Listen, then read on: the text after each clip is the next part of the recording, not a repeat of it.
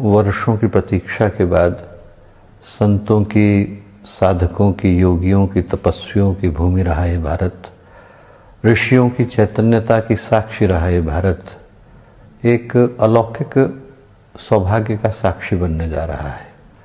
आज ये भारत भूमि अपने सौभाग्य को सराह रही है जब जन जन के हृदय पर राज करने वाले राम, तुलसी के राम, मर्यादा पुरुषोत्तम श्री राम, भारत की आस्था पर विजय पाने वाले राम, कण कण में व्याप्त भगवान राम, भारत के राम, हिमालय के राम, गंगा के राम, दुनिया के राम और दिग दिगंत तक गुंजायमान होने वाले राम, उनकी चरण धूलि को दोबारा स्वीकार कर पाने का सौभाग्य अयोध्या के पावन धाम को मिलने जा रहा है।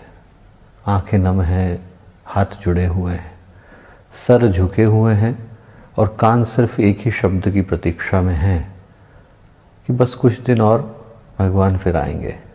गंगा की गोद, हिमालय की छाया, सप्तऋषियों की तपोभूमि, परम पूज्य गुरुदेव, परम वंदनीय माता जी ने जिस भूमि को अपनी ज्ञान, कर्म, संकल्प, तप भूमि के रूप में प्रतिष्ठित किया, उस भूमि से आज करोड़ों गायत्री परिजनों के हृदय से एक ही स्वर निकल रहा है, एक ही उद्घोष निकल रहा है, राम और श्री राम एक हैं।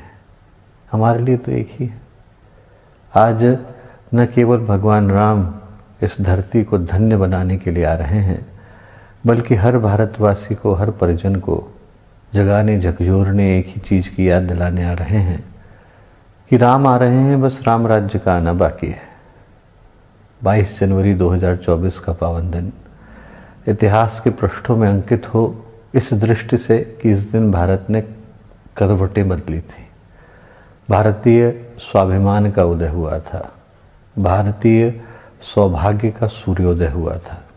वर्षों पहले पूज्य गुरुदेव जब युवा थे, उनकी कलम से क्रांति फूटी थी, कविता निकली थी, देख देख कर बाधाओं को तनिक न घबरा जाना, सब कुछ करना सहन किंतु मत पीछे कदम हटाना, कोई भी हो दुश्मन तेरा निश्चित मिट जाएगा, त्रिंस कोटि हुंकारों से नभमंडल फट जाएगा, प्रलय मरुत हो बंद प्रचंड बवंडर के झोंके आवें, शांत हिमालय फटें चूर हो टकरावें, परिवर्तन निश्चित है बहरे सुने आंख अंधे खोलें, सोने वाले उठें सिपाही जागें सावधान हो लें। समय परिवर्तन का है। उन सभी देवात्माओं को, हुतात्माओं को हम लोग नमन करते हैं जिनकी सांसें, पसीना और लहू इस मंदिर की नींव से लेकर शिखर को बनाने में लगे। अंतिम बार ये बयार भारत की भूमि पर तब बही थी जब समुद्रगुप्त, चंद्रगुप्त, विक्रमादित्य का समय था और तब भारत की जनता को ये सौभाग्य मिला कि अश्वमेध की पावन लपटों के दर्शन हो सके। राष्ट्रम वाष्ट्रमैधः। उससे पहले ये सौभाग्य तब मिला जब भगवान राम रावण का अंत करने के बाद अश्वमेध करने के लिए गए। और ये एक दुर्लभ सौभाग्य कह लूँ या फिर ऋषि लोक से उतरा मंत्र कह लूँ या विधाता का लिखा विधान कह लूँ कि भगवान राम के अवतरण की तिथि सुनिश्चित हुई, उसके साथ ही गायत्री परिवार के अश्वमेध की तिथि भी सुनिश्चित है। तो हम लोगों के लिए तो ये दिन, ये समय दोहरी उमंग और दोहरे उत्साह का है। उस दिन हर गायत्री परिजन पूज्य गुरुदेव के स्वर में गायत्री मंत्र के स्वरों के साथ अपने स्वरों को मिलाकर दिन की शुरुआत करे। अखंड जप हो, यज्ञ में विशेष आहुतियाँ डले, दिन का अंत वंदनीय माता जी की आरती के साथ अपने स्वरों को मिलाकर के हो और उस दिन सौभाग्य के साथ संकल्प का भी उदय हो। संकल्प ये ले कि देश को व्यसन से मुक्त बनाए, नारियों को सम्मान के शिखर पर पहुँचाए और पर्यावरण बचाए। मंदिर जरूर जाएं पर पॉलीथिन नहीं लाए, एक वृक्ष अवश्य लगाए।